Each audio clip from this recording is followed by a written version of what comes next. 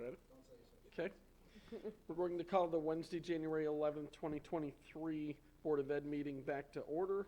Everyone please silence your electronic devices and we will stand for the Pledge of Allegiance. I pledge allegiance to the flag of the United States of America and to the republic for which it stands, one nation, under God, indivisible, with liberty and justice for all.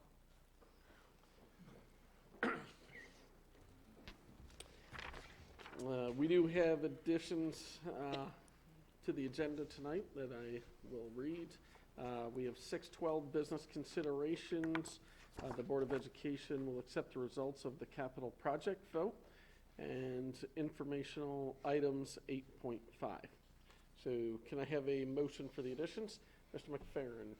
Second, Mr. Benindotti. Any questions or discussion? All in favor? Aye. All right. Need a motion for the acceptance of the minutes of the December 14th, 2022 meeting. Mrs. Milano, Mr. Ross, all in favor? Aye. Aye. Okay. We have a presentation of district enrollment. This is a presentation that will make everyone wish they brought their reading glasses with them. Each year we have either CASDA or one of our auditing organizations do an enrollment projection for us. So there's a single piece of paper with a lot of little numbers on it in front of you. And if you look in the very upper left-hand corner, it begins with reality of 2008-9 school year, and all the way down at the bottom left-hand corner, it concludes with the 27-28 school year. And if we just read across the very top line, what they do is they do a study of births within Albany County as a projected outcome. I didn't even know that was a thing that someone could do, but as you look across the top line, there are statistical ratios that they develop based on prior years of birth within the county and what that may mean in successive years. They also know what our reality is as far as immigration or emigration from the district over the course of school years, where we might have students, five families move in from Greenville and 4 families move to Bethlehem. And they use those numbers to create this algorithm and try and create a projection. So the most unknown one, of course, is births after these projections end down here in 27-28. Obviously, those students coming in for kindergarten haven't been born yet. So it ends at 27-28 with their estimation, I'm assuming, based on the births in Albany County. So the very middle of the page, you see 22-23, which is our reality right now.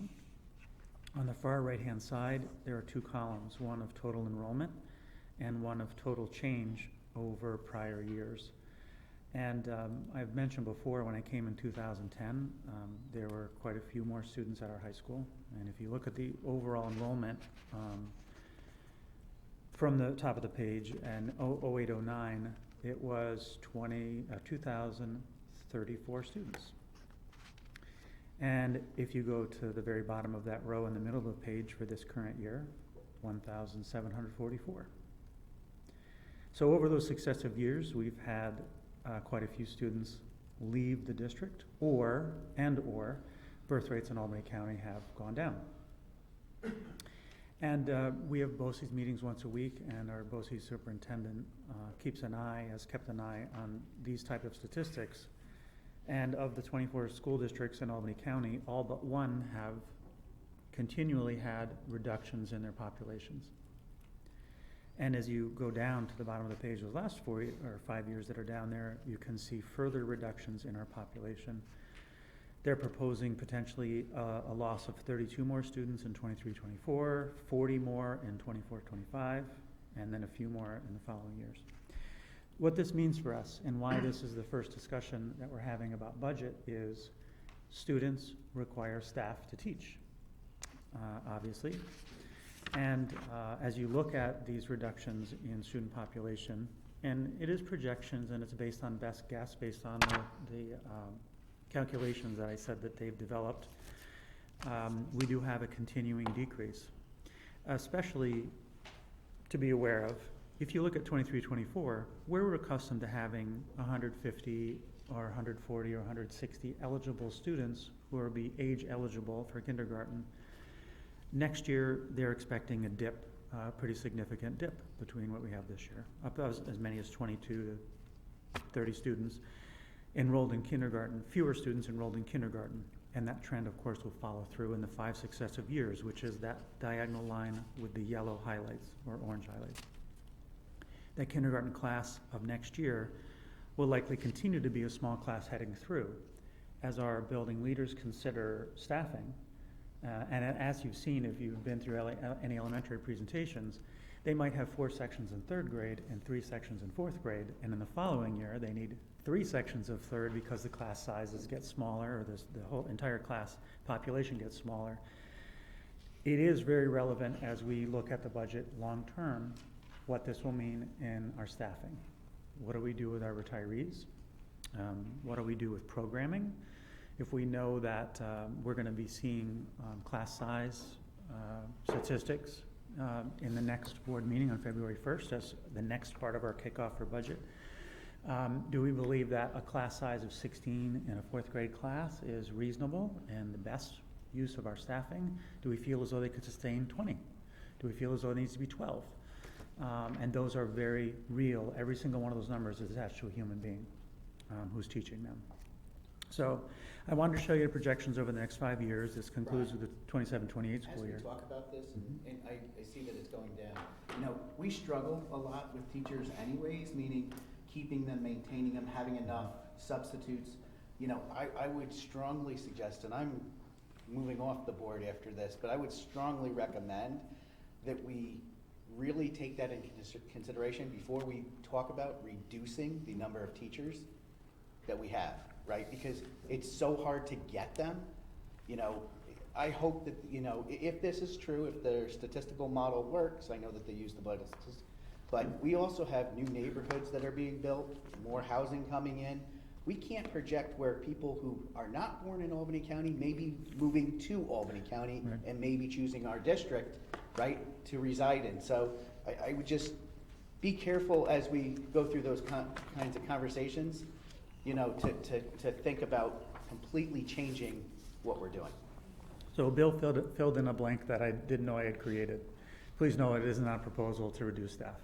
What I want us to know is that there's the potential, and look at how our programs have changed over the years. We have specialized needs for students through regulation or through program development. We have career pathways that we're trying to expand on.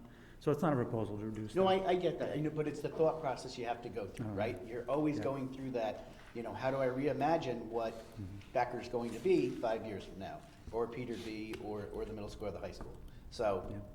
as you're reimagining, And the other thing, it's funny you touched on that point, Bill. The other thing is, you're spot on. The discussions that we've had in all of our leadership meetings is, how do we attract additional people so that we have a reserve? When there's someone absent, there needs to be a qualified person standing behind them. And with 230 or so instructional staff, there's always going to be someone missing. And to have someone that's qualified there behind them. Exactly. And subs are just as difficult to find as full-time teachers at this juncture. The diagonal line with the orange represents the incoming class in 23-24. It's a relatively small class. And you do see in successive years, it's going to go back up. So it's not a continued deficit. And then the other line that's in the middle diagonal line is our current 8th grade. I'm sorry, kids going into 8th grade next year, just so you can see them tracking to their senior year. And high schools are very complex animals. It's not as simple as necessarily an elementary school where you need this many 3rd grade teachers. You need physics teachers, you need art teachers, you need all of the diversity at our high schools. So sometimes even diminishing enrollment isn't as easy as that, because we don't want to lose some of the wonderful programs we've been able to develop. So the partner to this will be class size statistics at our next meeting. The other thing that I was interested in presenting around budget Well, actually, I was going to say, first of all, this man at the end here is Jesse Bohm. He is our new business administrator, who we hired 2 months ago, and Monday was his first day in district. Welcome, Jesse. He'll be giving an hour-and-a-half presentation on the budget this evening. What I was going to say is, We will have one. Tammy is still here with us, and we'll be meeting this coming Tuesday, actually, to talk about how we want the entire budget process to play out. We waited a little bit. We wanted Jesse in-house because he has his own experience he's bringing to the table, and Tammy does as well. And one of the questions that we have for you as a part of that is, what are the elements that you think are going to be most crucial for you to make the decisions about investing our taxpayers' dollars going into the next year? So I'll let Jesse ask that question, but I just wanted you to know, at the very least, we know we start with enrollment, and then we move on from there. Within this enrollment, what consideration is given for what teachers feel is the best class size within their schools and with the current makeup of kids? Like, you're speaking about the class size, and obviously that's dictated somewhat by this, but do they have a role in voicing what they think is appropriate? I mean, obviously, in my opinion, kindergarten should have a lower ratio because they are younger and need more support. Well, there's lots of statistics on class size. We don't take a poll and ask the staff what the class size is. I think there are many secondary teachers who would say, I need at least this number in order to have diversity, but you're right about elementary school. There's a lot more predictability. First, we can predict better, but also the younger grades unquestionably need smaller class size. We've talked about enrollment and class size a little bit over the last few budget seasons as well. But we can discuss that. You know, that's a reasonable thing to do as part of the presentation of enrollment. Any other questions about it? Okay, thank you. Thank you. We have no hearings and petitions. I need a motion for one or all of the business considerations. Motion for all, please, 6:1 through 6:12. Okay, do I have a second? Mr. McFerrin. I do want to call out and thank Carver for the $100 donation for Operation Christmas on 6.8. Is there any other discussion? All in favor? Aye. Aye. Need a motion for one or all of the personnel considerations. Motion for all 7:1 through 7:23. Okay, do a second, Mr. McFerrin. The retirements are 7:11 through 7:17. Yep, we do want to call those out.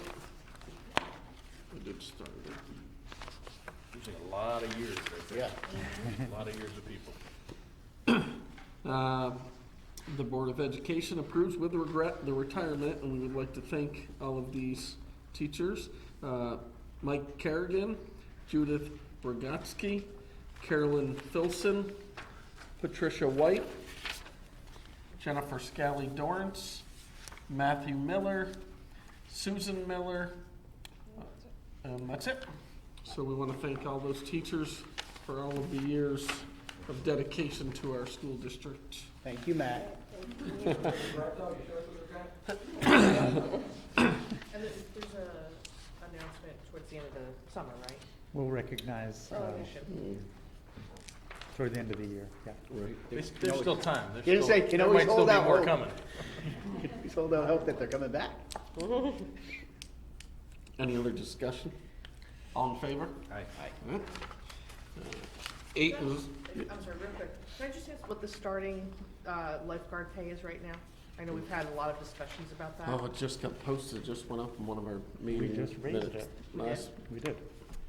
And you weren't there. Last meeting, it just went up, I think It it was wasn't last last meeting, meeting. because I was at the last one. Sue would know that. It was in the details. You of- know that, you're right. Sue would know that. Okay.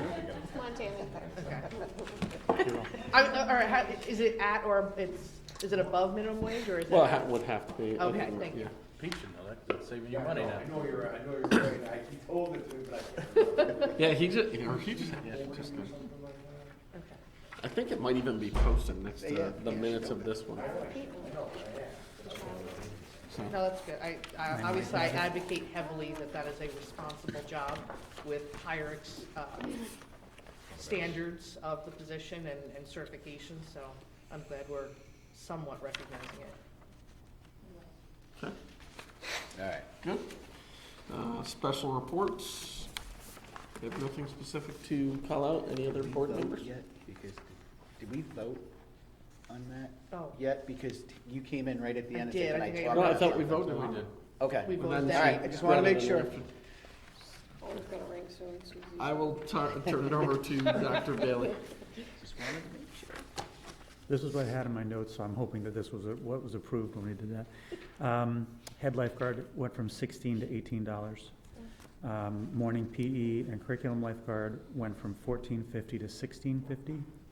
And lifeguard went from $14.20 to $16. Thank you.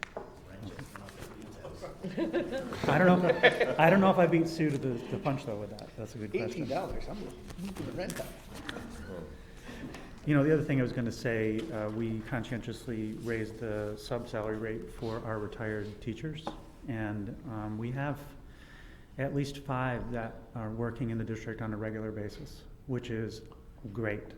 We know that there are lots of reasons why people have to be out from work. And I think there's a cumulative sigh of relief when you have a 30-year veteran teacher coming in and covering your class for you. So I think that was a good investment and change in salary for us. And Matt's looking forward to it next year already.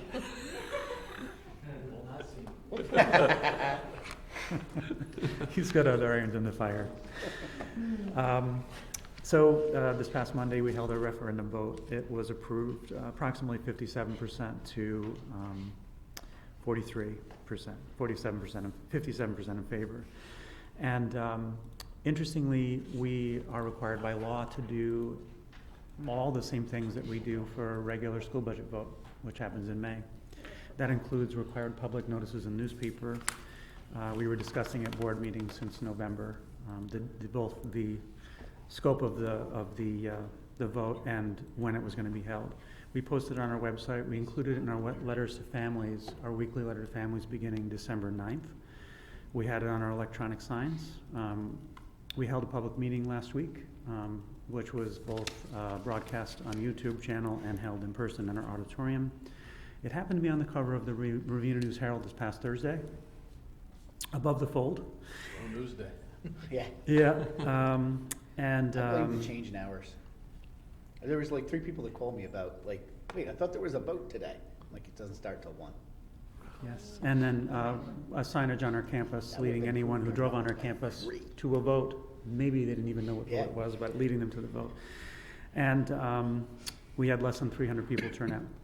It was all the same. Oh, and we had a mailer that went home to all families, all households in the district in the 3rd and 4th week of December. It is all the same thing we do for a regular vote in May. Obviously one substantial difference is people are expecting a vote in May. But we were not by any means being secretive about this, but the turnout was extremely low. And it'd be worth discussing in the future when we ever hold anything out of cycle to figure out how to be able to get people to pay attention and to know. Oh, it was on our Facebook page as well, I forgot that. Our social media, which everyone has access to almost all of these things, and that's it's a requirement that we are equitable in how we're distributing this. So in other words, we're not repeatedly petitioning the families of children who go to school. We're not really allowed to do that. So all of these means are public means to get it out there. So I think the one thing that's important is we do have a discussion about how we better encourage people to cast their vote in favor or against, because the last thing that we want is people to feel as though they were tricked or we were hiding something. We were very public. It's just it wasn't public in a way that they took note of it. So I'm glad it passed. It'll allow us to, the next step is our architect will begin their design. Jesse's going to talk about construction management. RFP will be going out. And thank you for those people who did vote. Are there any questions about the referendum? Okay. Both of our therapy dogs arrived in district the last week of December, and they both have begun in school. Rosie's at the middle school, and Odie is at Peter B. And they're criminally adorable. I've shared some of the pictures and videos of them playing, but and obviously the work that we're doing at the high school is really good. And I appreciate Trish Grogan was talking yesterday or the day before to someone in the business office, and she said, "You will not believe the difference it has in my classroom. The kids are just zen. They all take on the responsibility of caring for this puppy, even just passively." She said her kids go out in the hall and they say to all the other boys and girls going by in the hall, "Shh, the puppy's in there." So, you know, that's a very simplistic example of the effect that having facility and therapy dogs has on our students.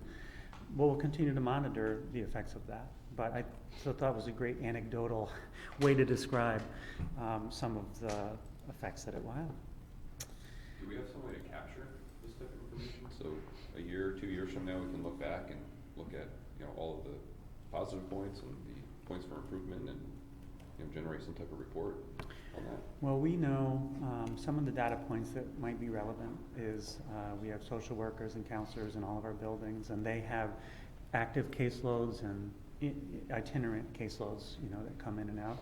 We can certainly look at those statistics. We can survey students. We can survey staff on what they see too, change of behavior. Referrals is another way, disciplinary referrals. So I think the program is very new to us, and knowing that we have some experts, our training team, it's been in Guildland for over 20 years. I think Hudson, did you say, Jesse? Hudson has dogs in their buildings as well. We're going to have some solid form of measurement. Mike, I don't know what it is yet, but Could I you can do, think of the you know data. how you do the interview of the staff? Could you interview Trish about the impact of Odie? Maybe not now, but in a month or two, and that's something you can reflect about. I just saw an article about how the unified court system is integrating dogs into the setting because it's calming and, you know, both, you know, when you have criminal proceedings and you have victims involved, that it's a very calming experience. You may have mentioned this before, but I know that you said it wasn't the right time for Becker to have one. There just wasn't the right time. Is that something that you'll approach again after a period of time to see if there's different interest level? Because I know it really has to be someone to take that on, and that's a big role. Sure. We have someone who's volunteered, and they've been working with the training team. Okay. So we're hoping the end of this month. Okay, great. And it'll be outing the person. It'll be a unique situation where actually the dog might be in both Peterby and Becker, but Becker will have some dog. So, and we're working on establishing the remainder of the team. But we're grateful that anybody volunteers to do it. You know, and both the people who just adopted, they are eyes wide open and saying, "I've had dogs for years, and I didn't know this, and I didn't know that, and this is amazing, and I can't believe, you know, the work that we're able to do with such a 10-week-old dog and the things they're able to learn." So we think we have someone, Jenny, and we'll be able to we'll go further with that. It's worth having a conversation about mascots. The Department of Education did not deliver on a frequently asked question document before the holiday. So we are left to have a discussion about where we move from here.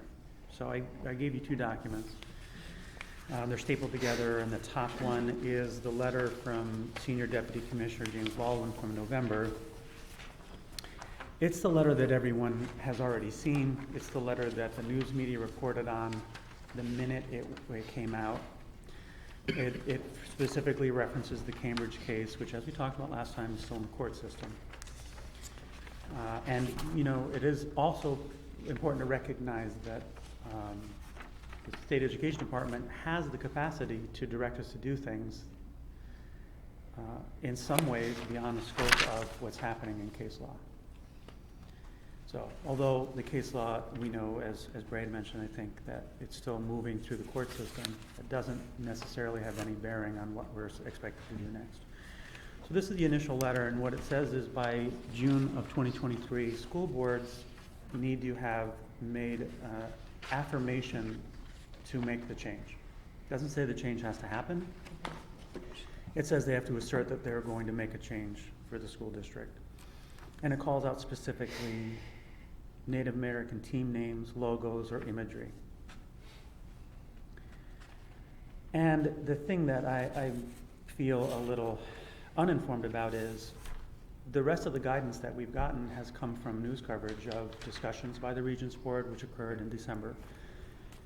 And I included also here an article from On Board, which is the NYSBA's newspaper from December 19th, which is about when the Regents Board was meeting. Initially, we were told that all changes had to be made by the conclusion of 2024. What they're stating now is that there should be no changes within a reasonable time, which shall be no later than the end of the 24-25 school year. An extension may be granted if a school district shows good cause.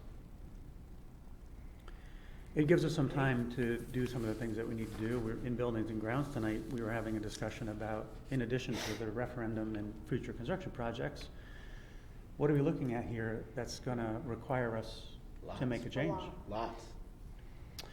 So at our next board meeting, we've already talked about this in the capacity that this is a community decision.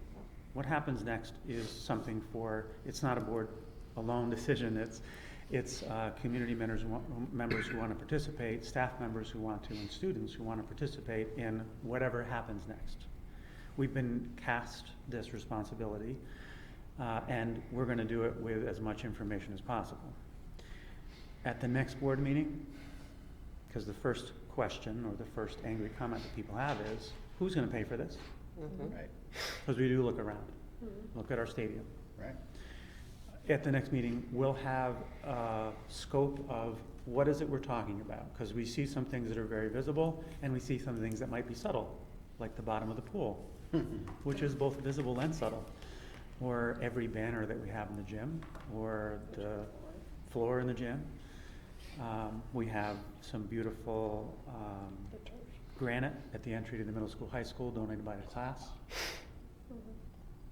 So there are a lot of things we'll have to address, but if we don't know the scope of the cost, then we don't know how to discuss this from a change agency. We don't know how to appeal. We don't know how to account for being respectful of what some of these things honor. That beautifully put granite on the way in here it honors the people that came before us. Right.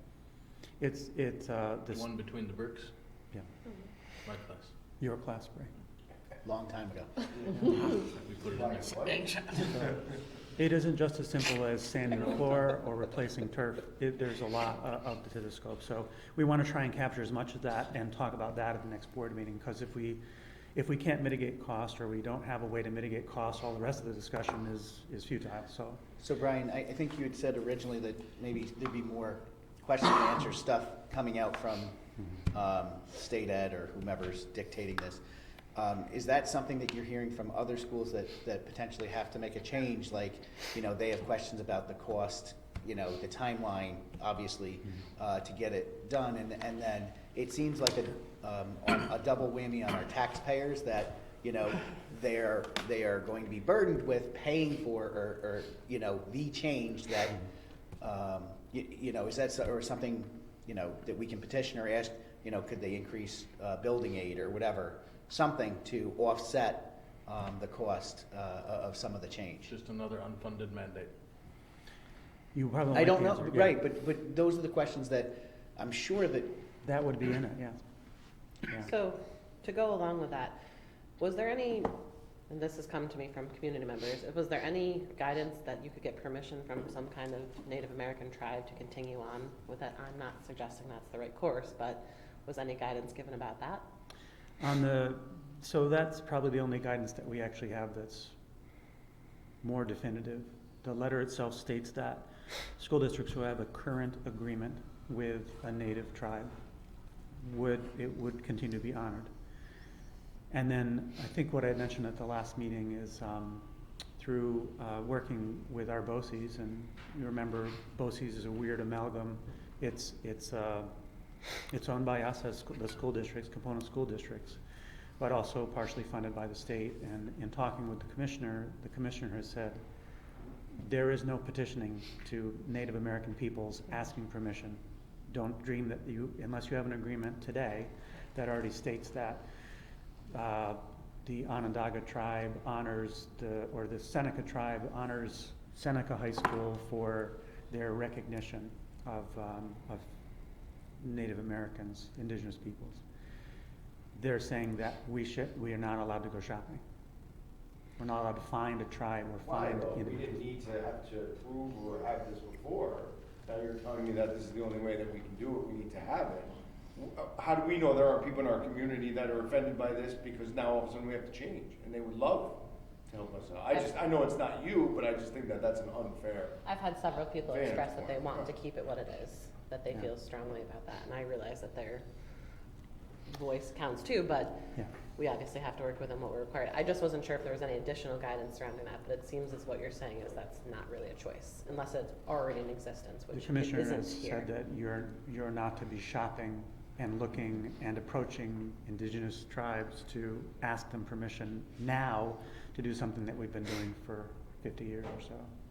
The other thing I was going to say, there are quite a few articles and position papers that have come out from Native American tribes Mhm. in support of this decision, that for way too long school districts have used derogatory imagery and have done shameful things to races of people who had shameful things done to them when their land was taken. And they're very compelling.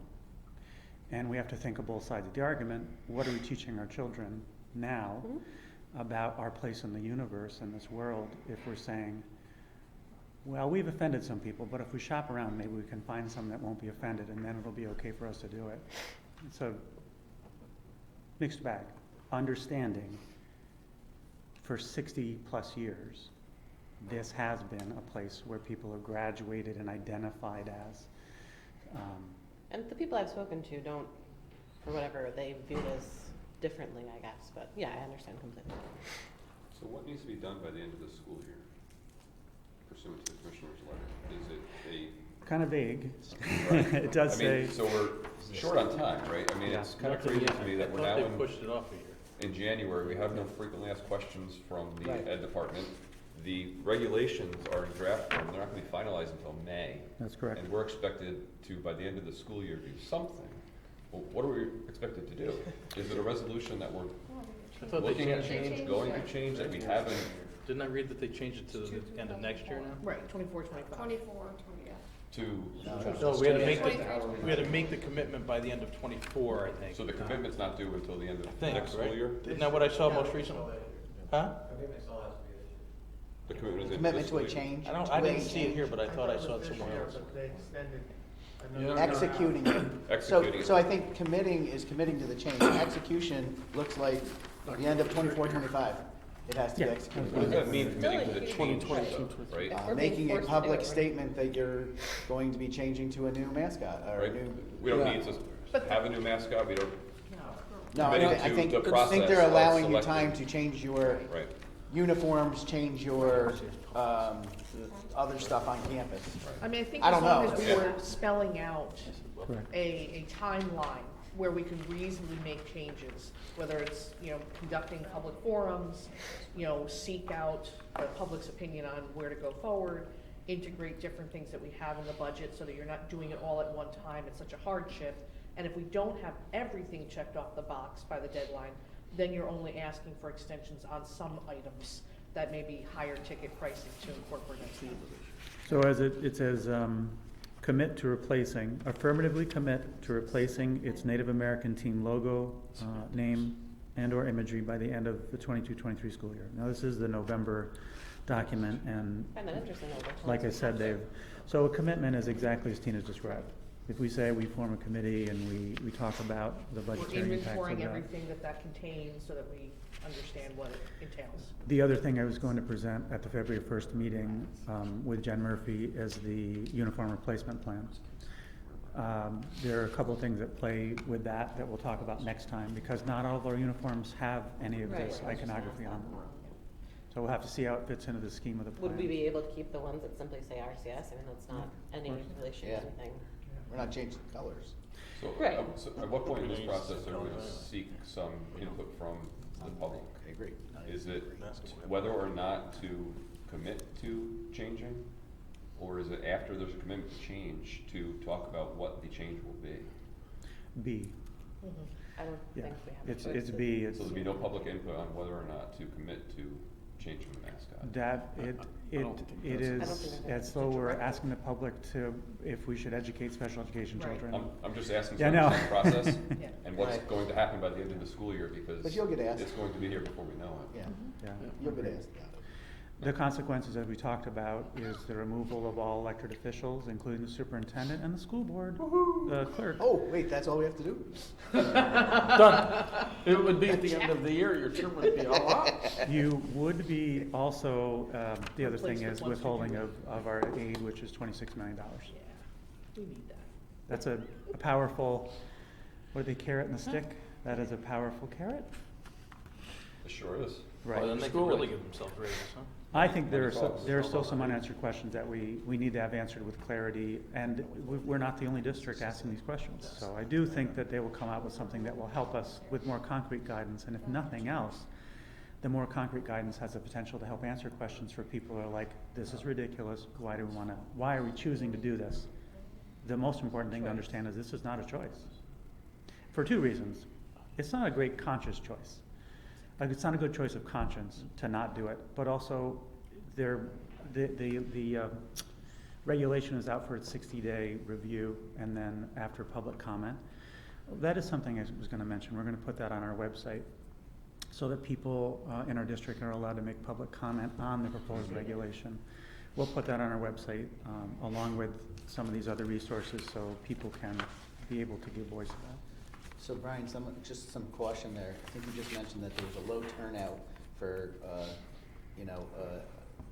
proposal or whatever. If you are soliciting comment by the end of the year, looking to get input for potential change to a new mascot, name, whatever, and we would hope to involve the community, which would probably mean that we're going to come to some sort of community vote, having that during a time period, we couldn't wait till the next budget cycle to do it, to get the best turnout. We I might do get not 300 think- people, right? I do not think we're gonna, yes. You know what I mean, just in planning. Yeah. Just put a suggestion box by the poll I don't, place. I don't know if we're gonna Yes. put it on the Copy May ideas in ballot. Yeah. No, we wouldn't put it on the May ballot, but what I'm saying is we wouldn't have enough time. But as you think about how to do it, people are gonna wanna, Moving it as far away from the school budget vote as I possible know, yeah. is a sensible choice. That's what we were trying to do. But I know what you're saying, Bill, low participation. This is one of those things I think that people will, Come out. They will Yeah, absolutely good- come. good vote, good turnout. yeah. And the other difference is, Thank you, Paul. we can openly petition everybody that we know, right, on a regular basis. We can email them, we can message them on our app, we can do that. We just couldn't do that about a budget vote. So that'll help as well. Okay. So the clarity for people watching out there is that, yes, we're gonna have to change. I mean, the state ed is mandating it, we can't shop, they're making the decision for us, whether we let people like it or not, or agree with it or not, we're gonna have to make a change. Now it's just how do we involve the people to participate in that change, correct? And I do believe that a fact document would help waylay some of the people's questions, because this says, like I said, it says a current agreement with, well, wouldn't you think that means go out and get it today? But when you speak to someone in authority, they say, no, that is not what it means. It means you had it yesterday, not 12 years ago. It's yesterday, the day before. We need that kind of clarity, because otherwise we will consistently be pushing against people who love that they come from here and they love what we've been, and they won't understand why this is happening to us. We're the intermediaries between regulation and the execution of it. And that needs to be clear to the folks who Just need to are say it's already in existence and on file. Really. right, that's what their It's implication in is. existence and on file. Which we don't have, Correct. so we cannot argue that we do. Correct. No. That's all the good news I have for today. Okay, Can I talk about therapy dogs again? All right. we'll turn it over to Mr. Engelhardt. 2 minutes. I will try to go quickly. I did want to let the board know that I'm still working on UPK, trying to look at viable options for a full day UPK within RCS. So I've met twice with Circle of Friends. Tammy's heard me talk about this a couple times. Carol has heard me talk about this a lot. Dr. Bailey and I brainstormed. So we're trying to get as many, right now we have 78 slots for half-day pre-K. We'd like to get as close as we can to that. For full, if we can. It will be based upon the allocation that they give us. So we're trying to be as cost effective as possible. There's lots of things to consider. So if we take out that midday run of transportation, that's a cost savings. So there's all of those things. Hopefully by the next meeting, I'll have some hard numbers that I can share with you. Are you looking for those 70 full-day slots to be within district or in CBOs? Yes. Okay. So that we're looking, yeah, that's fine. Yeah, we're looking at options around that. So that one of the reasons why we've met with Circle of Friends is that we're That's why looking I at asked since how. you said that. So Cooksaki Athens has, in their Athens school, has Circle of Friends as their CBO, and so they're utilizing that within their actual school building. They are unable to, their capacity, and I said I would be quick. So yes, we are looking into both of those things. The other thing we want to look at is enrollment projection, coming off of what Dr. Bailey talked about as well. So in a UPK half-day program is different than a full day, and we anecdotally can say that many of our families may not have gone with a half day because they were looking for a full day. So we want to have some sort of survey. We're looking at potentially surveying our current kindergarten and first grade families to say, if this was an option, would this be something you would be interested in? We're thinking it would be yes, but we want to get that data so we can share with you. Would this be something you hope to implement by next school year? I would hope so, but it's fast because we want to Yes. make sure that it would have to be fast. So,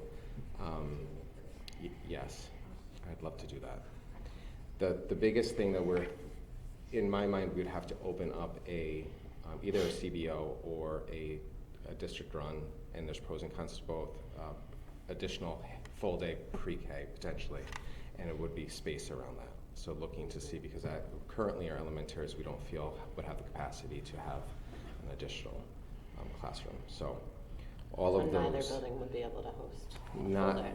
not at this point. We'd really have to do some serious thinking and walkthroughs around that and look to see if we have that space. But Ms. Newbart and Mr. Jones don't think that they would have the capacity to do that at this point. Okay, just keep moving on. Yeah. So that's just, please, I will try to come to our February meeting with some hard data around that as well. If you have any thoughts and are up in the middle of the night thinking of this like I am and want to send me a quick email on thoughts, feel free. Last time we talked about our student attendance poster contest, so that is still going on. So our theme is Be an Attendance Hero. Hero standing for here every day, ready and on time. Thank you again to our PTOs, PTAs for supporting that. They're very generous in giving gift cards for prizes, so thank you to that. I wanted to also plug our parent university for our student supports and special ed department are having their third parent university, and the focus is transitions from committee and preschool education to committee of special education. We're so used to saying CPSE and CSE.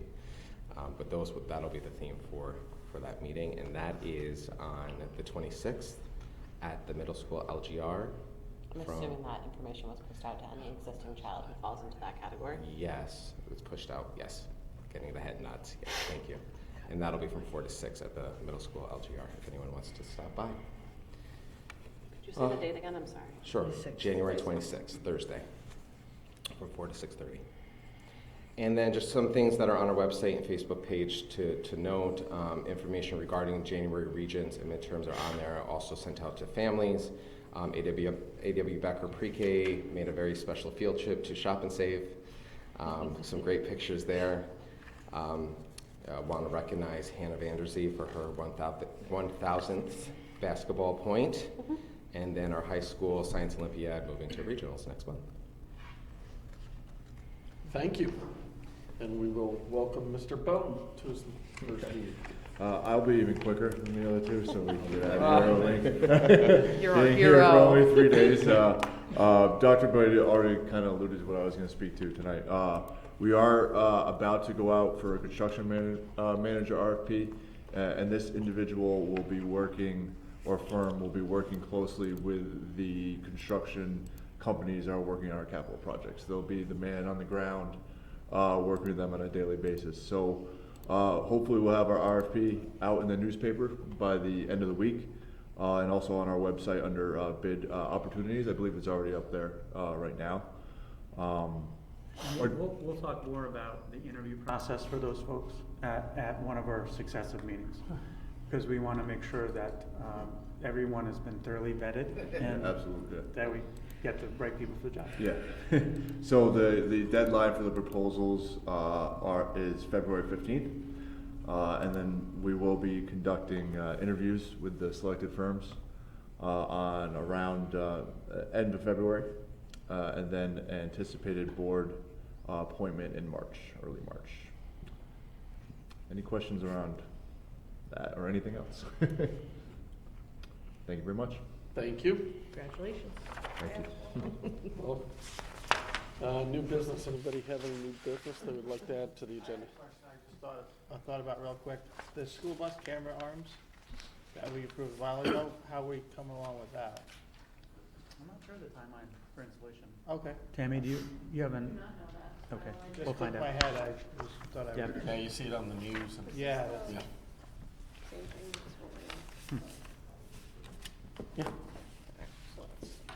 Old business, the BOE workshop.